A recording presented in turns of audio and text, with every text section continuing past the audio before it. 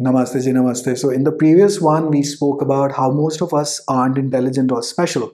Now, that intelligence that I was referring to is academic intelligence. So, there are various kinds of intelligence. There is the academic intelligence, there is spiritual intelligence, there is emotional intelligence. There are a lot many levels of intelligence. So, primarily speaking, or rather, you can say there are a lot many aspects or layers to intelligence. So, we were talking about academic intelligence in the previous one, which really helps you in clearing examinations and being on top in school. Now, note the words in school, in a controlled environment, not necessarily speaking life. Because let us say the academically intelligent person steps into Chandni Chowk, primarily a area which is dominated by businessmen and primarily trade. A street smart intelligent guy will basically be on top there. So academic intelligence stops being of use there. But let us say the academic intelligence is very useful in examinations such as JEE and NEET. So a lot many of us don't really recognize, especially the parents also don't recognize, because all of the parents want their child to be absolutely academically intelligent, and no matter how hard the child may try, sometimes it just never really works out.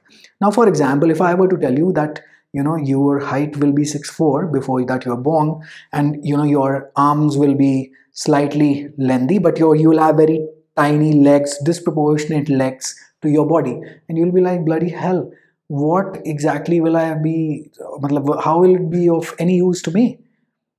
But guess what? Take a look at this guy, for example.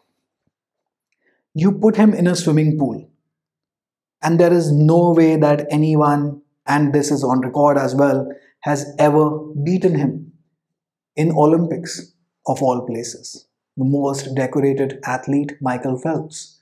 Right? So in this series of videos, we are going to build up basically on the idea of barking up the wrong tree, and a lot of such examples are given in the book of the same name, the link to which is in the description. If you have the time, read the book. It will sort your head out based on these very concepts.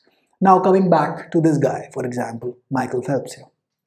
So context matters in life. So he may not be able to do much in any other area, but you put him in a swimming pool and pretty much you can't beat him. No matter how much मेहनत you may do. जो radio है कि हाँ please hard work करिए and you can even beat this guy. No.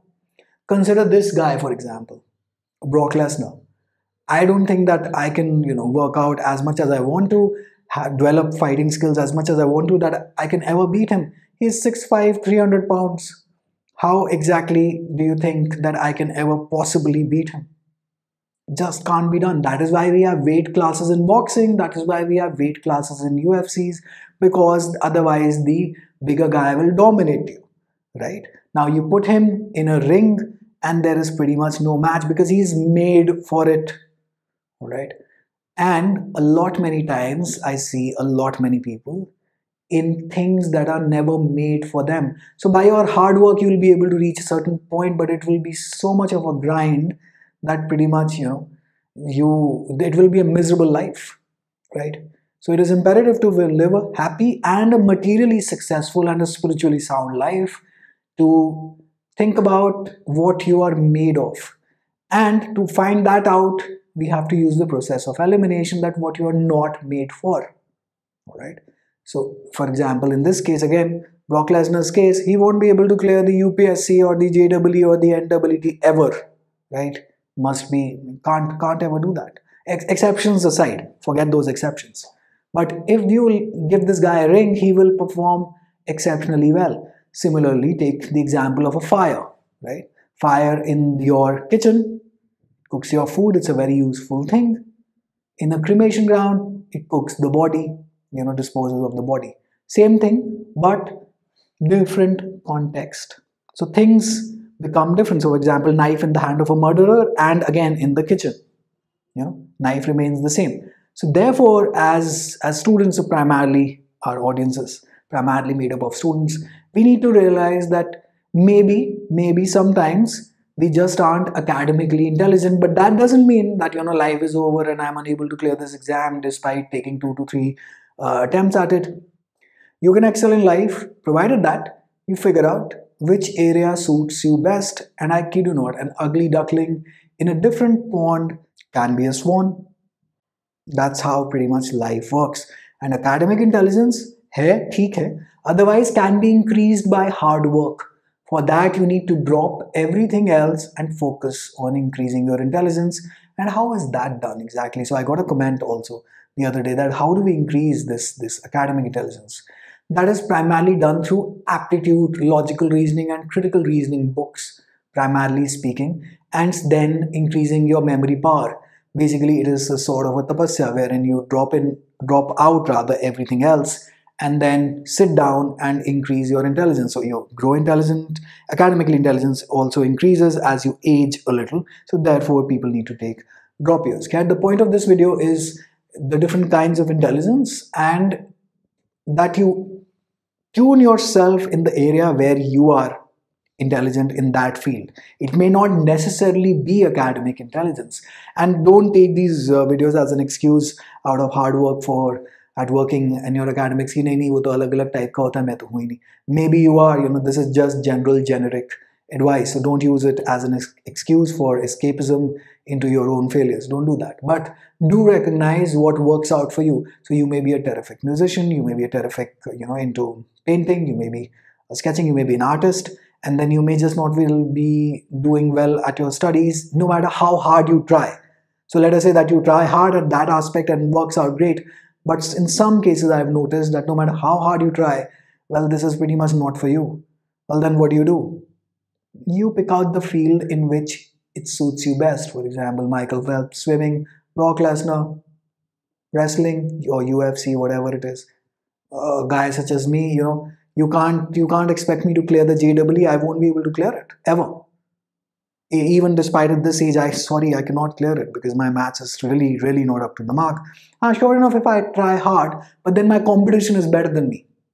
My competition is markedly better than me.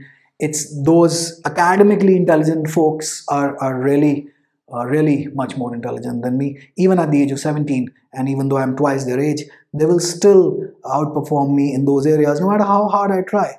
As I know that I cannot improve, provided that I sit down on working out R.D. Sharma and R.S. Agarwals of the world. I can get better, but I just may not become the best. Because really, I don't have the time, there is no motivation, etc. But then other people are more academically intelligent than me. And then, well, I recognize this fact and academically intelligent in that aspect. So they just may not be academically intelligent in, let's say, the Constitution. But if they get down to studying the Constitution again, they'll do really, really well at it. So these different kind of intelligences, a parent, a career counselor, it takes time to identify all of this. So when people ask for generic advice, therefore, it doesn't really work out on the internet. And that's pretty much, schooling and college life for you. So a lot of people who are never suited for a corporate end up there and then they lead miserable lives. A lot of people who are never suited for business get into the mode of startups and then, well, they're dead stuck again.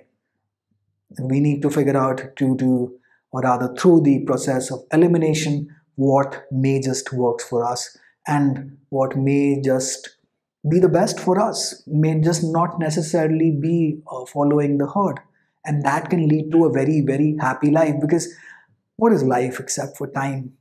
And you don't want to have a miserable time on the planet, do you? So it's time to be happy, all right?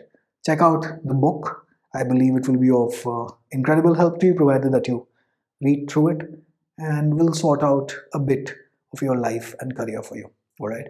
Now, see you in the next one. Let us keep on building on this. Let us keep on barking up the wrong tree, as I say. And therefore, let us analyze what exactly is going wrong and how exactly what can we learn. If you like this video, give it a like. Consider subscribing. Leave a comment as a feedback. I'll consider it for the next series. All right, take care. Bye.